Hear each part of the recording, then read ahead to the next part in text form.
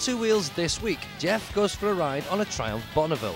Shari meets some bikers down at Boxhill in Surrey, and Brendan Riley has some strange ideas on motorcycle security. Also on the same subject, we tell you how to spot a stolen bike, and Wayne explains the snowmobile helmet.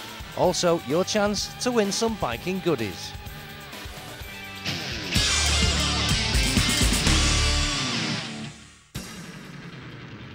Now here's something different for you. A look back nearly 20 years to a time when the first Honda 750 had just been launched and the British bike industry didn't have long to go. And why? Well, that was because our industry was living in the past, but not everyone wanted to join them. Take this 1970 650 Triumph Bonneville for instance. Absolutely immaculate, isn't it? Beautiful looking bike. As my old mum would say, a real motorbike. But that's one of the problems. This engine, the design, basically went back to 1938 with Edward Turner's 500 Triumph, the old speed twin. And if you remember, in the same year, or in fact in 1969, Mr. Honda, he bought out his first CB 750 Honda 4. Remember that one? Overhead cam, electric start, all mud cons, disc brakes. Well, that was the start of the slippery slope to oblivion. But that's not to say that the Bunny hasn't got its merits. It's lightish at around 400 pounds in old money. That's about 3 kilos lighter than the Blade. It's got a grunty, torquey motor that tugs at your heartstrings as much as our muscles, especially when you crack open those twin Amor carbs and the exhaust takes on the sound of the Rocker's Revenge. It feels chuckable and friendly against today's 130 brake plastic fantastics. Only 46 brake horse on a good day, but good enough to see you over the ton. If you can stand the vibes, that is. Vibes? Well, yes, vibration, a few tingles. It can be very useful on a day like this because it keeps the old circulation going because it's absolutely freezing. But anyway, this is an unsophisticated engine.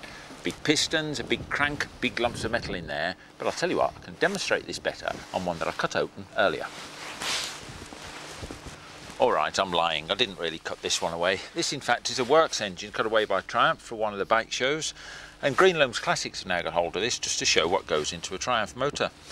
As you can see, pistons there, these are the models that used to have 360-degree crankshafts, not the 180 that you get on the Japanese bikes. So you've got the crank going up and down and the pistons going up and down together. Iron barrel there. Gear-driven cams, you've got no worries over cam chains with this. No balancer shaft as you see here either, so that's where you get these vibes from. Easy to maintain, look at the spark plugs you can get at those, you don't have to strip half the bikes down. And coming up to the top, the rocker box, pushrod operated valves, little screw adjusters on the top, no problem with bucket and shims and all that business. So an easy bike to play with, an easy bike to sort of polish up the carbs and generally tinker with. So if you're into mechanical things, the Triumph, you can't go far wrong. And that's the essence of the Bonneville. It's a bike to appeal to the traditionalists, the steam engine and narrowboat fan if you like. You can thrash them and they'll take it, but you're better off letting it burble rather than blast. The handling and road holding are a revelation. It's got a giant bicycle feel to it. The 19-inch front and 18-inch rear wheels and skinny tyres belong to a slower paced world. Likewise the cable operated brakes. They do the job, but with manpower, not hydraulics to help you, so it pays to plan ahead. And perhaps that's the real attraction. Just look at it. I mean, it's a classy bike and it's got that certain rightness about it. Look at the front view, narrow and all tucked in. Equally, look at the back. Nice pea-shooter silencers either side of that narrow Dunlop tyre. No excess baggage, just function. So that's the Bonneville. And would you believe it's 40 years ago this year that the first one was introduced in 1959? But look at it, it's a classic British icon. It might have had its heyday, but it's still classic iron. And for £6,000, it could be yours.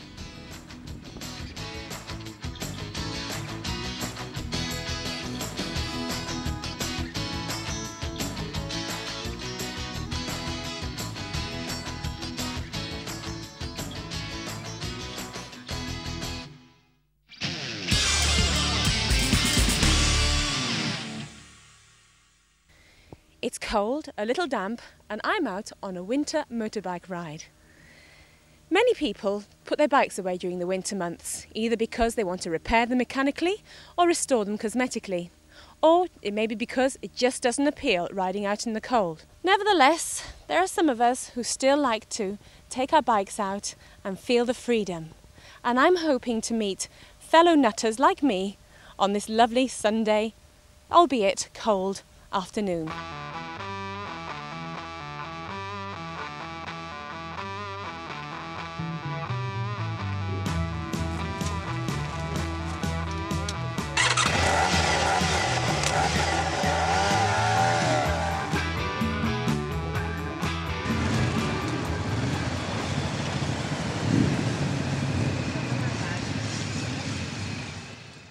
Paul is on a Triumph T595 and he's not a new biker by any means. He's been coming here for years. Would you like to tell me about some of your older bikes then? Yes, I've had years ago I had a Triumph Bonneville, the BSA Super Rocket, Triumph, the Triton. So I've been into the bikes since about the late 60s, sort of 68, 69. I've never actually packed up. I've always had bikes, except for the odd couple of years. Now I'm into the modern bikes, which obviously handle the road better and are just as much fun as the old school. Right, we have a real charmer here. His name's Ray and he's ridden all the way from Kent on this lovely Triumph Special. Would you like to tell me about this bike?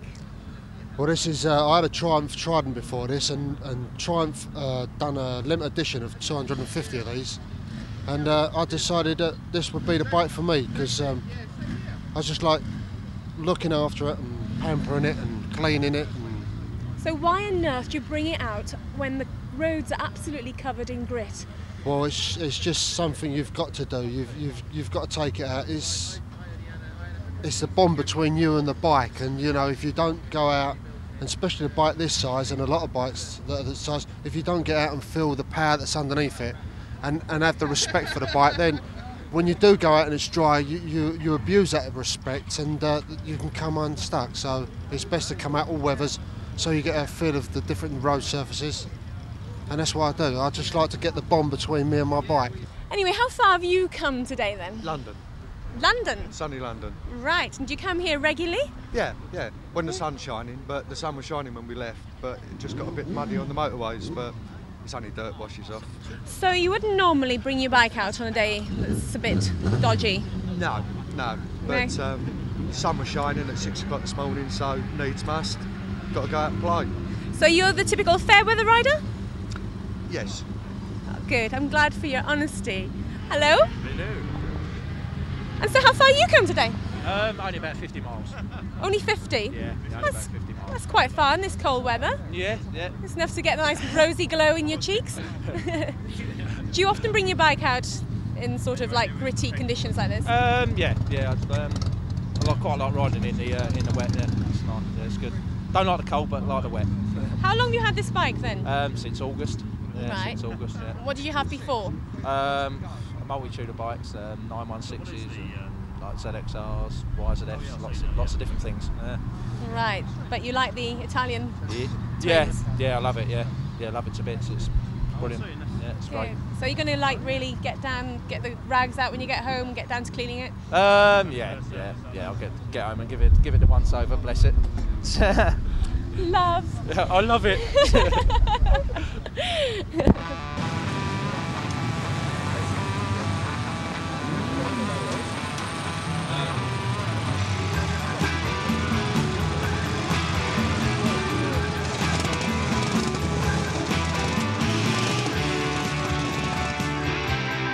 A real blast from the past. We've got Tim on his lovely Thunderbird. Tim, how long have you had this? This one I've had about 7 to 8 years. It's a 56 Triumph Thunderbird. Good old lady, really, goes everywhere, so all the rock and roll do's and that. Never lets me down, which is good. So have you always had British bikes? Oh yes, I had a Harley once, let the side down. But your best mate's got a Harley right behind you. Yeah, I know, but that's an older one, that's a bit better. The one I had used to let me down regular as clockwork. Whenever it rained, it stopped. So you're a true rocker? I'm always into rock and roll. Yeah, you definitely look the part. Oh, you got to be the part. So where'd you go then on these winter? Oh, all the rock and roll do's. Any rock and rolls going around the place. Or we off down to Brighton when the Rockers reunion run on, and we go to like Crondall Rock and Roll, Guildford Rock and Roll Club, Basingstoke Rock and Roll Club. So we're into it all the time, you know. and we'll... Right, as far as like the Sunday cruising in the winter's concerned, it doesn't bother you to get this classic dirty or covered in salt? Not too much, it's just a pain in the ass having to clean it every time you come home, that's the only problem. I don't mind it a great deal in the bad weather, if I can help it, if I can get away with it, you know.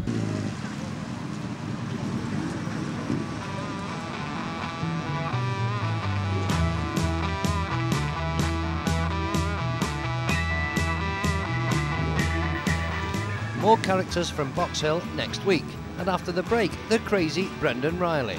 And Wayne explains the snowmobile helmet. We tell you how to spot a stolen bike, and your chance to win some biking goodies.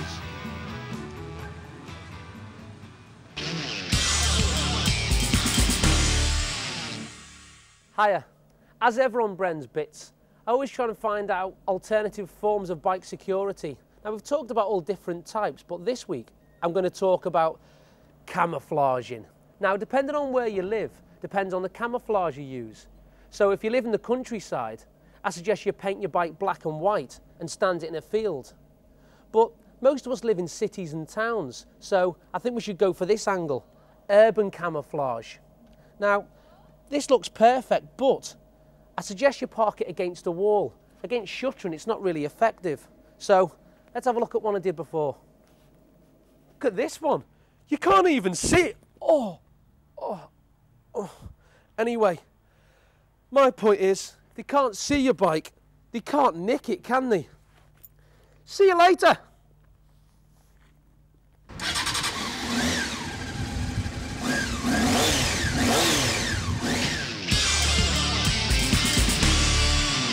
Police Sergeant Andy Collins, you're going to tell me what I should look for to make sure I don't end up with one of these when I go to buy a bike. That's right, yeah. Right. The first thing that you need to look at when you go and view the machine is have a good look at the ignition switch. Okay. The first thing they're going to damage when they steal it is going to be this area, particularly if the steering lock's on. So have a look to see if there's any damage to the lock itself.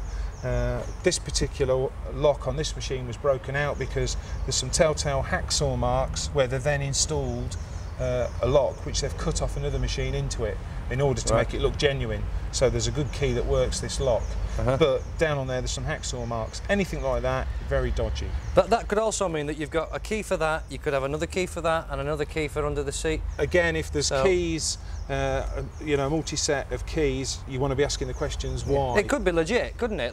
You know, could be legitimate, but it's all little indications, all little kind of warning signs that should be cropping up. Okay. To let you know. So the next thing is to look where the actual genuine engine numbers stamped in, and on performance machines like this, it's nearly always in on the headstock down there. The thing you can tell, okay, the experts can test them to try and recover numbers, but the thing you can tell if that number's been changed or altered is have a good feel along the number. If it's flat and level on a nice aluminium surface as it was originally, it will be there. If there's any indentations whatsoever or any rubbing where kind of wet and dry or emery paper's been used on it, again, you want to be asking questions because that's not right. Something's gone on there. Right. Okay. Okay. Moving back to here, I'm talking about another lock. Obviously, if that's when they've nicked it, they've had to perhaps put petrol in it, so that's right. Yeah. It's going to be damaged there. Again, any damage in there, and here's one that came off another machine. Again, it's a ZX6, but that's where they've had to break. They've actually broken the locking components out. Right. Okay. Right. The professional ringing teams will change the lock sets. But they still leave telltale damage, such as they did on this one, where there's some hacksaw marks. Right. And talking numbers, frame number, okay. Engine number? Engine number, more difficult to see on a machine like this with a wraparound frame, but the engine number is down in here, and we'll take the tank off to show you a better view, and then give you an idea of what you should be testing for to have a look. Right. To have a look to see if it's dodgy. So if you just drop the tank off. Dismantle all this, okay. Now, if you were going to view a bike, I mean, you'd have to at least take the fairing off to have half a chance of seeing it, and then take the tank off to see it properly. That's right. It's an awful lot of messing, isn't it? Then again, if you're going to spend, you know, £4,000 or £5,000 on a second-hand machine, a few minutes' work, and if the owner's legitimate, he's going to be happy for you to do that, or at least have a look at it. I mean, you can look in there now and see where the engine number is, but like I said, without taking the fairing off, you can still get your finger in, as I am now, and you can feel along that number. Again, have a look in. I mean, you can see it through here when you get down. have a look, have a feel along. If there's any damage or anything that appears to have been altered, or there's been any rubbing or grinding marks, again, you want to be asking questions, why? Why is that? Okay, we've covered a fair bit now already. Once you start and get several of these warning signs cropping up, you don't want to be touching it. Forget it. Yeah, forget it. Right. Okay. And then the seat that we've actually took off here now. Something interesting is this data tagging business. Data tagging is very hard to remove, or it's a pain to remove. That's right. But there is a data tag little transponder that's injected into the seat, isn't there? That's right, yeah, and they can't see it. So when you turn the seats over, if there are any kind of obvious marks where they've been digging at the foam, and they'll sometimes stick a screwdriver or a coat hanger, you know, wire coat on it, and then dig around to try and fetch it out. Yeah. Any damage in those areas, again, it means someone's been at it to try and remove identification systems such as data tag. Right. Again, ask why, or if there's a combination, don't touch it. And that goes again for the data tag, the numbers that are on the plastic bodywork. That's right, yeah. Because they're not always on the outside, are they? No, sometimes they're on the inside. They should be on the outside, really. Well, data tag recommend on the outside because you'll see straight away where they've been rubbing at them. But they will also rub them off on the inside as well. So it's worth, I mean, a lot of panels on modern bikes, they pop off, don't they? Easy to get off, so it's worth having a look. Right. Again, worth having a look. What's this here? Steering lock. That's ignition. The ignition switch we've already spoken about. But this one here shows a good close-up. This looks like a DIY knicker bike kit. That's right, good DIY knicker bike kit, really. Common or garden domestic house wiring. Exactly, not at all... not genuine. Anyone can see that. Yeah. And if that's on a bike, you've got to be asking reasons why. Right. Modern components, they're made to last. The ignition locks will last the life of the machine, so if there's something like that, you know, there needs to be some answer for it. Right. And then the other thing here on this particular one, if there are ever any hacksaw marks at this part of the lock, you don't want to be touching that bike because they're only done for one purpose, and that's to try and dismantle that lock. Right. Fair enough. Good advice. Top yoke. What can we look for on one of those? Top yoke again, ZX6 ignition lock. That's the two put together.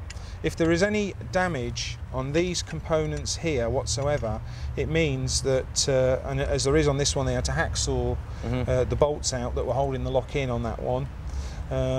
It means that it's probably been in a machine, and when they've forced the steering round to pull the steering lock out of the frame, they've bent those, and they've not been able to get the locks out with an Allen key. Right. Had to cut them off. So again, any hacksaw marks around these components here, or any damage to it, it means that bike at some time has had its steering forced. Right. And well, we're talking about bodywork before. I noticed on another bike I saw a little hole there where it had an LED indicator for an alarm. That's right. Another hole on the fairing where it had a switch for an immobiliser type thing. Anything like that. You've got to be saying, where's the alarm? It could be legit, the alarm could have blown up, it could have gone faulty. That's right. But it's worth asking the questions.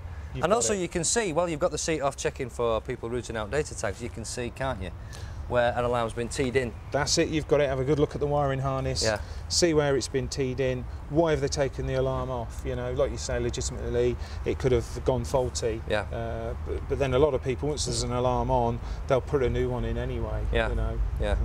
The other thing is, if you set your heart on a particular machine, like a ZX6R, a lot of them about, go into a motorcycle dealers and look over a legitimate machine for that year. Know what you're looking at. Yeah. Okay.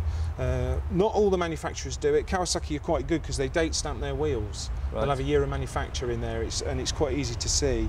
I think these ones on here, yeah, the date stamp manufactured 95. Which is right down there on the casting on the wheel, and it's easy to see. Right. Look at the registration plate. Okay. Know what year your registration plate is. Okay. If the registration plate is older than 95, in this particular case, yeah, then you know you've got something dodgy. Right. So some of the ringers are that silly, really. They will not put the correct age registration plate to the machine. Right. And that's another giveaway sign. Right. So know what you're looking at. Yeah. Basically. Know what you're looking for. And then a big plus for me, for police forces all over the country, would be if you go and you see something like this, don't then keep it to yourself. Let us know. Let us know the location, because obviously we'd be interested in putting more people out of business. Yeah. Because at the end of the day, we're going to be saving insurance. Exactly. policy money for all the motorcyclists out there. Right. Because your premiums are directly affected by the theft business. Yeah. So put as many of them behind bars as we can. We're all That's on a right, winner. yeah, as we can do, yeah. Yeah.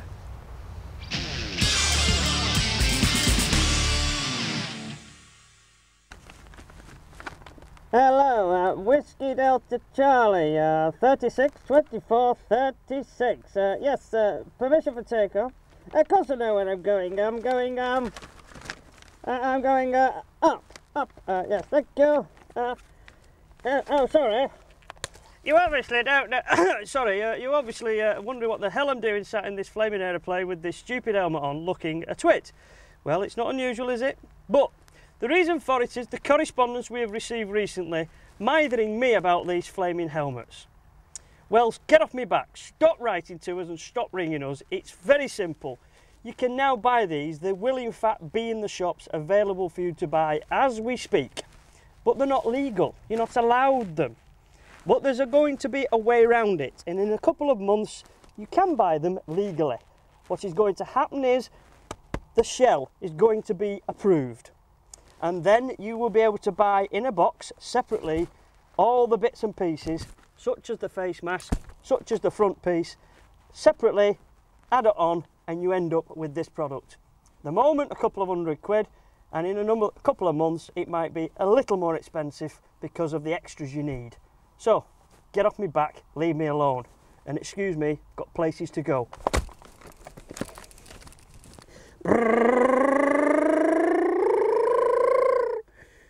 It's competition time again on Two Wheels, and we've got some more biking goodies to give away in the shape of some Scott Oilers, some caps, t-shirts and various bits and pieces. To win, answer this simple question.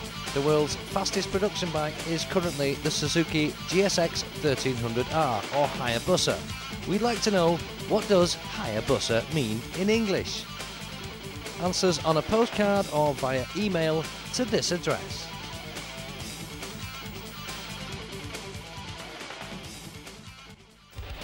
On Two Wheels next week, is this the most underrated 600 sports bike? A ride on Yamaha's Thundercat. And Shari meets some more characters down at Boxhill.